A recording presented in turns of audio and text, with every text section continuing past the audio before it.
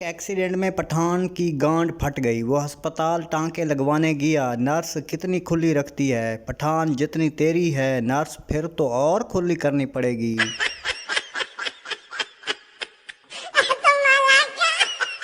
सुहाग रात को पठान जब कमरे में आया तो बीवी ने अपना ब्लेजर उतार दिया। पठान बोला, ये क्या कर रही हो? बीवी, मेरी अम्मी ने कहा था जब शौहर कमरे में आए तो सबसे पहले उसे दूध पिलाना।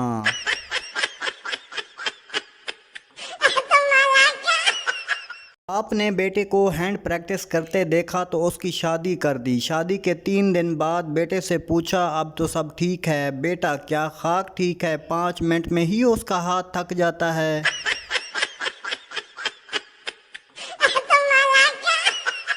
पठान ने एक दोस्त से पूछा, कैसे पता चलेगा कि बीवी को किसी और मर्द ने हाथ नहीं लगाया? दोस्त बोला, उसे नस्वार खिलाने की धमकी देना, खुद ही बता देगी।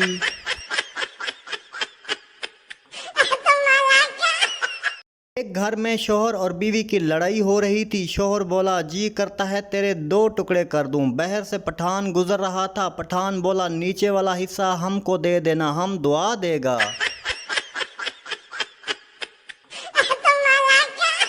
पठान सुहाग रात को बीवी से, चलो कमीज उतारो फिर ब्लेजर, बताओ इनमें दूध आता है? बीवी, हाँ आता है। पठान, तुम दूध निकालो, मैं रस लेकर आता हूँ।